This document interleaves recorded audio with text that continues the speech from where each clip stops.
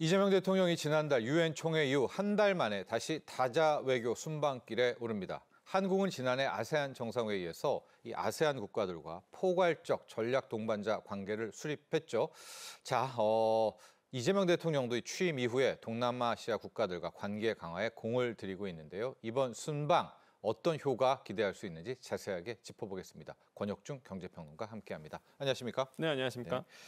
자, 지금 우리가 막 집중하는 것은 경주에서 다음 주에 열리는 에이펙 정상회의고요. 네. 자, 이재명 대통령이 26일, 28일 참여하는 곳은 바로 말레이시아의 아세안 정상회의입니다. 자, 우리 시청자분들을 위해서 이 아세안 정상회의를 한번 설명 좀 부탁드리고 네. 이번 이재명 대통령의 순방 일정도 한번 정리해 볼까요? 네, 그렇습니다. 이제 아세안 정상회의 이번에 열리는 게 47차고요. 이번에 말레이시아 쿠알라룸푸르에서 이제 열리게 됩니다. 여기서 이제 아세안 회의는요.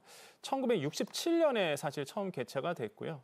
동남아시아의 국가 10개의 국가가 경제 협력으로서 이제 뭉치게 된 이 협의체다 이렇게 이해하시면 되겠습니다.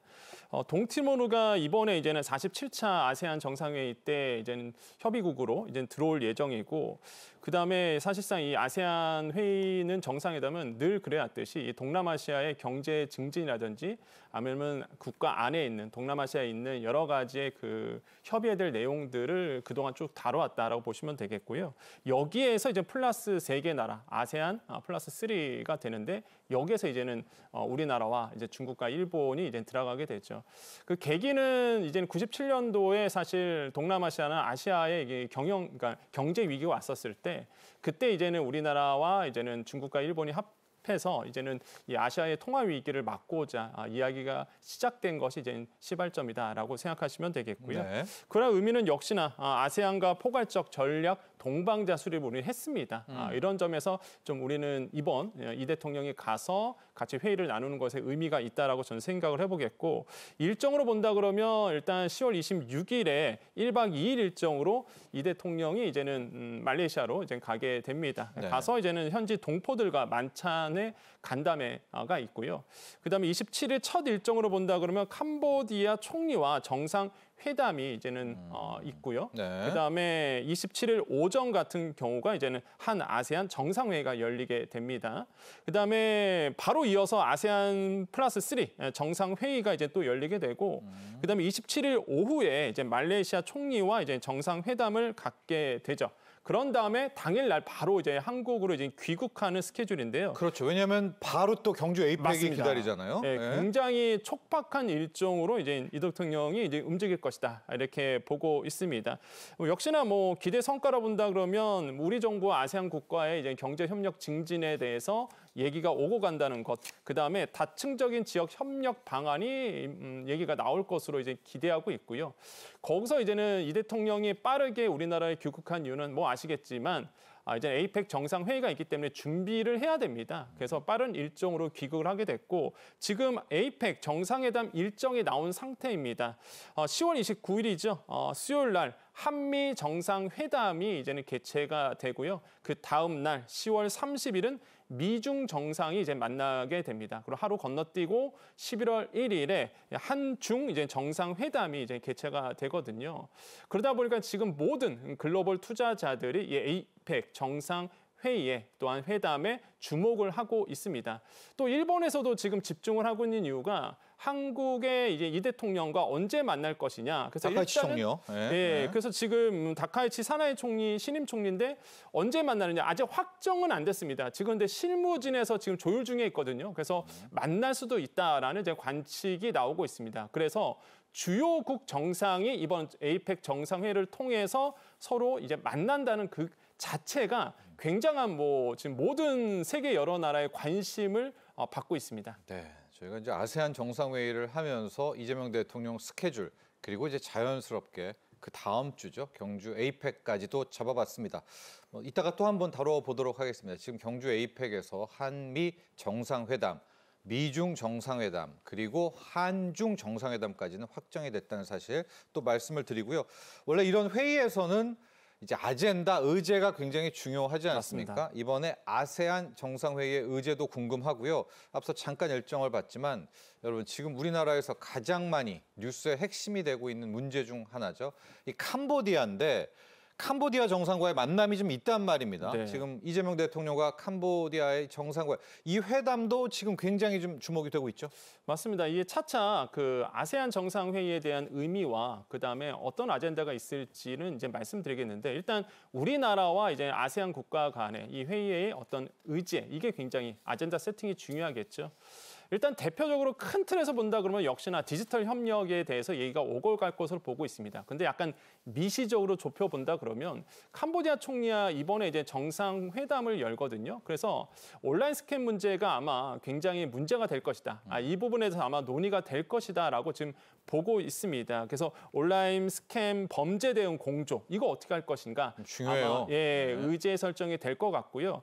그 다음에 이제는 말레이시아 총리와도 정상회담이 열리거든요. 여기에서 본다 그러면 역시나 동반자 관계 심화 어떻게 나갈 것인가. 그러니까 또 한 가지가 이제 무역 투자라든지 인프라, 그다음에 방산 이거에 대해서 이제는 아젠다의 세팅이 될 것으로 지금 보고 있습니다. 그래서 아마 현지에서 이미 실무진에서는 논의가 다 끝낸 상태로 알려져 있고요. 정상 간의 만남이 이루어지면서 자연스럽게 이러한 논의가 이루어질 것으로 보고 있고 여러 계기를 통해서 이제는 소통할 것으로 이 대통령실에서는 밝혔기 때문에 뭐 협력 증진 방안 계속적으로 나올 것으로 보고 있습니다. 자, 아세안 특히 경제적으로도 굉장히 중요합니다. 이제 수출에 대한 문제도 우리와 또 많이 엮여 있고요. 뒤에도 또 이야기하겠지만은 뭐 디지털의 산업도 엮여 있고 그래서 이번에 아세안이 뭐 굉장히 앞으로 또 미래를 보면 우리가 함께해야 될 그런 파트너로서의 이제 그런 의제들 중요성도 많이 나오는데 어떤 전략이 좀 필요할까요? 네, 그렇습니다. 아세안 국가는 우리가 포기할 수 없는 지역이기도 합니다. 특히 우리나라의 교역량 3위가 베트남인데 이 베트남이 포함된 아세안 그룹이거든요. 그러다 보니까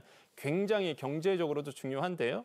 교역액을 보겠습니다. 작년 기준인데요. 2024년 기준으로 1928억 달러 기준입니다. 교류 인원도요 상당한데요. 작년 기준으로 1256만 명에 이를 정도로 교역 아니면은 교류 인원도 굉장히 크다라고 보시면 되겠고요.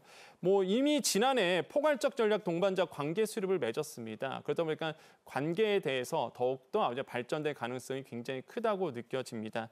협력 방안으로는 말씀하셨다시피 AI, 디지털 협력 관계 이게 가장 주요한 이슈이기도 하고요. 그다음에 메탄 행동 파트너십 등 이런 환경 문제에 대해서도 같은 행동을 취할 것으로 지금 보고 있습니다. 또한 자유무역 협정 지금 양 다자 간의 협정 체계 이런 것도 지금 맞물려 있거든요. 굉장히 중요한 이 협력 방안이 있고 특히 그 중심에는 반도체가 또 빼놓을 수 없겠죠. 그래서 미중 무역 갈등이 있었습니다. 시장이 재편되고 있어요. 이런 상황에서 아세안 국가의 반도체에 대한 니즈가 굉장히 많습니다. 그렇죠. 그러다 보니까 우리나라가 더더욱 중요한 역할을 할 것으로 지금 보고 있고 수출 규모도 상당해요. 지금 조사를 해봤더니 한국무역협회 자료입니다. 1월부터 7월까지 수출 봤더니 이게 미중 수출이 좀 줄었는데 그 공백을 아세안 국가들이 채워줬습니다. 미국은요, 1월부터 7월까지의 수출을 본다 그러면 마이너스 3.1%, 중국이 4.4% 빠졌거든요. 그런데 전체 수출은요, 0.8% 증가됐습니다. 그럼 어디서 이 부분을 메꿔줬을까라고 봤더니 네. 아세안 국가였어요. 이 아세안 국가에 대한 수출이 늘면서 교육이 더 늘어나면서 이 부분을 메꿔줬는데 아세안 수출이 4.8% 늘었습니다. 이런 점들은 굉장히 고무적이고 특히 이제 베트남 같은 경우가 수출이 5% 늘어나면서 크게 증가를 한 부분이 이제 고무적입니다. 그다음에 8월 대아세안 수출을 봤더니 이게 108억 9천만 달러, 11.9% 네. 늘어났거든요. 이 규모가 미국보다 8월 기준으로 본다면 더 많습니다. 그래서 이런 부분이 굉장히 의미 있는 이제는 교역액이다 이렇게 평가를 해보겠고요. 한국무역협회는 이런 얘기합니다. 아세안은 아직 생산기지 역할에 그치는 측면이 강하다. 그래서 중국에 맞서는 투자 전략과 한류로 이끄는 K푸드, 화장품 다양한 시장 확대에 나서야 될 것이다라고 하면서 그 중요성을 당시 한번 강조하고 있습니다. 네, 지금 우리 한국 경제는 미국과 중국 수출처함이 두 곳을 꼽지만은요. 앞으로 5년 뒤, 10년 뒤 아마도 이 아세안 지역이 우리의 최대 수출처가 될 그럴 전망이고요. 우리의 고정관념 속에서는 아세안 하면 막 1차 산업, 2차 산업 이럴 것 같은데요. 여러분 그렇지 않습니다. 이제 이 아세안도 디지털 경제 프레임워크라고 해서 디지털 산업, AI에 굉장히 많이 신경 쓰고 있고 데이터 센터도 투자 활발하고요. 우리 디지털과 아세안, 대한민국 이 관계도 한번 설명해 주시죠. 맞습니다. 이게 이해가 딱 맞아 떨어지는 게 아세안 국가와 우리나라입니다. 우리도 이제 AI에 대해서 드라이브를 걸고 있는데 그렇죠. 아세안 국가들도 마찬가지라는 거죠. 특히 아세안 국가는요. 디지털 경제 프레임워크 협정을 이제는 체결을 앞두고 있습니다. 이걸 추진하고 있는데 그 회원국 안에 디지털 격차를 좁히고 디지털에 대한 상호 교류를 더 늘리고자 하는 이 협의체다. 이렇게 이해하시면 되겠고요. 4대 목표가 있습니다. 국가 간 규제를 좋아한다. 그다음에 시스템 상호 운영성을 증진시킨다, 중소기업 역량 강화한다, 인재 개발한다는 이 4대 목표를 두고 아세안 국가들의 투자를 지금 늘려가고 있습니다. 결국에는 혁신과 포용성 기반을 통해서 이런 디지털 프레임워크를 통해서 더더욱 발전할 것으로 보고 있고요. 여기에서 실제적으로 이제 우리나라와 함께 이어가는 것이 있는데 그게 바로 이제 한 아세안 디지털 혁신 플래그십 이제 프로젝트라고 얘기하는데요. 이게 지금 보니까 5년간 한 아세안 협력 기금이 3천만 달러가 있거든요. 우리 돈으로 보면 430억 정도 됩니다.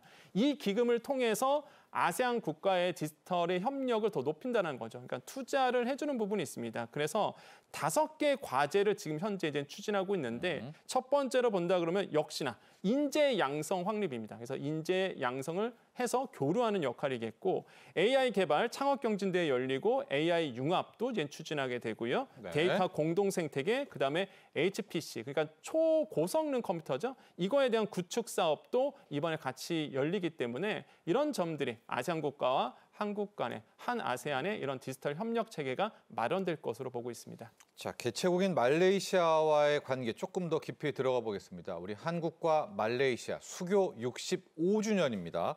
실질적으로 우리와 말레이시아의 좀 경제적인 관계, 뭐 수출입이겠죠. 무역 구조 어떻습니까? 일단 사실 우리나라는 말레이시아 교육 구조를 봤을 때 아직은 우리나라가 적자입니다, 사실. 아, 우리가 적자예요? 네, 우리가 좀 적자입니다. 그래서 일단 더 늘어날 것으로 지금 보고 있는데 어쨌든 간에 지금의 그 말레이시아의 다양한 이제 협력 증진 방안이 이루어질 것으로 보고 있습니다. 특히 이제 FTA인데요. 예. FTA 타결을 위해서 이제는 실제적으로 확대 노력을 약속한 상태고 이미 뭐 알려진 바지만은 이 대통령이 취임하자마자 또 말레이시아 이제는 총리와 첫 통화를 했었습니다. 그래서 거기에서 이제는 FTA에 대한 얘기 어떻게 또 추진할 것인가의 얘기도 더더욱 나오고 있고 특히 교육 규모를 봤더니 상당합니다. 이게 그 지금 우리나라는 이제는 아시겠지만 신남방 정책을 계승하고 있거든요. 한마디로 동남아시아의 이제 국가와의 협력 증진 방안을 계속적으로 모색하고 있는데 수출입 규모를 봤더니 누적 8월 기준으로 봤을 때 180억 9천만 달러입니다. 올해 무역 규모가 270억 달러를 이제 돌파할 것으로 보고 있거든요. 이런 점에서 봤을 때는 굉장히 고무적이고 작년 무역액을 봤더니 244억 2천만 달러입니다. 그러면은 올해 목표로 본다 그러면 11% 더 늘어나는 규모다 보니까 이런 점들도 굉장히 그 의미가 있어요. 그래서 저는 뭐 말레이시아의 이런 교육 문제들이 잘 풀어질 것으로 보고 있고 우리나라 같은 경우가 수입을 많이 하고 있는 게 역시나 천연자원입니다. 원자재죠. 그래서 이 원자재 중에서 천연가스, 그다음에 반도체 제조 장비, 석유 제품 순으로 이제는 수입을 많이 하고 있고 수출은 뭐 석유 제품입니다. 역시 1위를 본다 그러면 석유 제품, 반도체. 철강판 이런 순서로 이제 나아가거든요. 그래서 이런 석유 제품이 수출 품목 1위로 있으면서 교육액은 점차적으로 늘어날 것으로 보고 있습니다. 자, 그런데 이제 우리가 흑자를 좀 낼 수 있을 것도 같습니다. 지금까지는 뭐 주석이라든가 석유라든가 말레이시아한테 원자재를 많이 사고 반도체를 팔긴 팔지만 많이 못 팔았는데 지금 말레이시아가요. 네. 세계적인 데이터 센터의 투자처, 데이터 센터 원산지로 되고 있거든요. 네. 왜죠? 말레이시아가 어떤 좀 매력이 있는 건가요? 첫 번째로 땅이 쌉니다. 아, 부지가 네, 땅이 싸고요. 땅값이. 그다음에 아시겠지만 데이터 센터는 이제 열이 많이 발생하죠. 그래서 냉각을 시켜주기 위해서 이제 물이 많이 필요합니다. 근데 또 물값도 쌉니다. 그리고 물도 풍부하고 그러다 보니까 각국 기업들이 말레이시아 쪽으로 이제 데이터 센터를 싱가포르에서 이제는 옮겨가고 있다. 이렇게 수자원이 풍부해요. 네, 그래서 이렇게 옮겨가고 있다고 보시면 되겠는데 지금 이제 동남아시아 데이터 센터 허브로 각광을 받고 있습니다. 이번에 보니까요, 구글 등 빅테크 업체들이 이번에 이제 말레이시아 쪽으로 투자를 하는데 그 규모가요, 1.6 기가와트 데이터 센터를 세운다고 합니다. 이 규모가 상당해요. 그렇게 된다 그러면 만약에 이게 예상대로만 된다 그러면 기존의 데이터 센터의 강국인 뭐 일본이라든지 싱가포르를 앞지를 수 있거든요. 그 정도로 말레이시아의 데이터 센터의 규모가 점점 더 확산되고 있습니다. 이유는 역시 말씀드린 것처럼 저렴한 자원, 에너지, 유연한 규제 이런 것들이 이점을 보유하고 있는데 아까 말씀드린 것처럼 냉각을 위해서는 많은 땅 필요하고 물이 필요한데 여기에 조합이 굉장히 잘 되어 있고 두 번째로 말레이시아의 정부의 의지가 강력합니다. 그래서 성장 동력으로 삼았거든요. 그러다 보니 이런 어떤 부합이 됐다 조건들이. 세 번째로는 이제 미중 간의 갈등 회피 심리가 있는데 이게 뭐냐면 중국 AI 기업들이 이거를 그러면은 말레이시아 쪽으로 허브 삼아서 서방 나라로 진출해야 되겠다라는 전략을 가지고 있어요. 그래서 이런 것들도 지금 의미로 잡아보고 있고 특히 네 번째로 싱가포르의 문제입니다. 그러니까 싱가포르가 사실 데이터 센터가 참 많은데 워낙 땅이 좁고요. 거기에다가 이제 싱가포르 정부가 이제 의도적으로 정책적으로 야 그만 좀 세워라고 얘기하고 있거든요. 네. 워낙 에너지를 많이 쓰다 보니까 그러다 보니까 지금 데이터 센터를 세우고자 하는 다국적 기업들이 그 옆에 그 말레이시아 조호르 지역이라고 있습니다. 여기에 이제는 싱가포르와 인접해 있거든요. 집중적으로 여기다가 지금 투자를 하고 있는 거예요. 그래서 이제 말레이시아가 이 데이터 센터의 동남아시아 쪽에 정말로 허브의 역할을 할 수 있을 정도로 과감한 투자가 이루어지고 있습니다. 자, 그리고요, 우리 한국과 말레이시아의 FTA 문제입니다. 그동안에 참 많은 뉴스도 나왔고 잘 돼가고 있다. 뭐 그런 소식들 전해지는데 아직 최종 사인이 안 됐습니까? 네. 우리 한국과 말레이시아 FTA는 지금 어떻게 결과가 나올까요? 지금 목표는 10월 달 안에 하는 게 10월 안에요? 예, 요번에요? 얼마 남지 예, 않았죠. 예. 그래서 지금 목표는 그런데 근데 사실 이게 역사를 본다 그러면 될 것 같으면서도 참 안 됐습니다. 2024년 3월에 다시 한번 이제 FTA 체결에 대해서 협의를 재개를 했고요. 지금까지 이제 최근에 9차 협상 라운드까지 근접한 상태입니다. 그래서 2025년 현재 이제 협상을 계속 진행 중에 있는데 이미 뭐 아까 말씀 것처럼 이 대통령은 취임하자마자 전화 통화를 통해서 호혜적 관계, 말레이시아의 호혜적 관계를 이제 얘기를 했었죠. 그러한 이유는 역시나 FTA 타결을 위해서 양국이 협의를 하자라는 의도로 이제 읽혔고요. 특히 7월에는 대통령 특사까지 갔습니다. 가서 이 대통령의 친서를 들고 말레이시아에 방문을 했었거든요. 그 정도로 우리나라의 의지는 이제는 강하다라고 보시면 되겠고 말레이시아 입장에서도 당연히 이 부분에 대해서 굉장히 긍정적으로 보고 있고 또 원해요. 또 우리나라를 지금 현재. 그래서 아마 조만간 좋은 소식이 들려오지 않을까 이렇게 시장에서는 내다보고 있습니다. 그래서 지금 뭐 말레이시아 특사단 같은 경우가 왔었는데 이게 의향이 그랬습니다. 빨리 조속하게 체결하자. 그래서 연내 타결하자. 이런 것에 대해서 우리나라한테 설명을 했다고 하죠. 이런 점들 봤을 때에 조만간 좋은 소식이 이루어질 거다. 그래서 우리나라는요, 역시나 FTA를 조속하게 타결하는 것도 말레이시아에 조속하게 타결하는 것도 목표로 삼고 있습니다. 자, 이렇게 이 아세안 정상회의 관련 뉴스는 정리를 좀 해보고요. 마지막으로 앞서 또 잠깐 소개를 해주셨는데 이제 아세안 정상회의 끝나면 다음 주에 경주 에이펙 행사가 열리게 되는데요. 간밤에 아주 군 뉴스들이, 속보들이 쏟아졌습니다.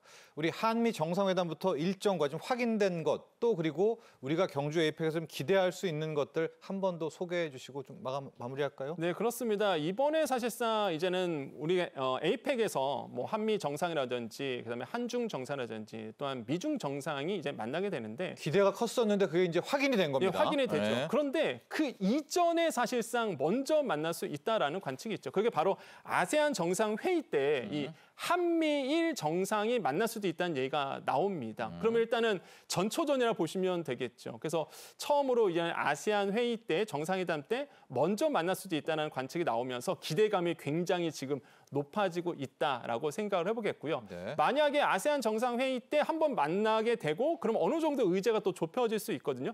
트럼프 대통령이 이번에 또 아세안 정상회의 때 오기로 했었어요. 그러다 보니까 루비오 이제는 장관도 같이 오거든요. 이런 점들도 굉장히 의미가 있고 그러면 그 이후에 이제는 에이펙 정상회의가 다음 주는 열리면서 어떻게 되냐? 예, 네. 그래서 이제는 만나서 얘가 나눠질 텐데 지금 시장에서 가장 관심 있는 거는 역시나 한미 간의 관세 협정 부분입니다.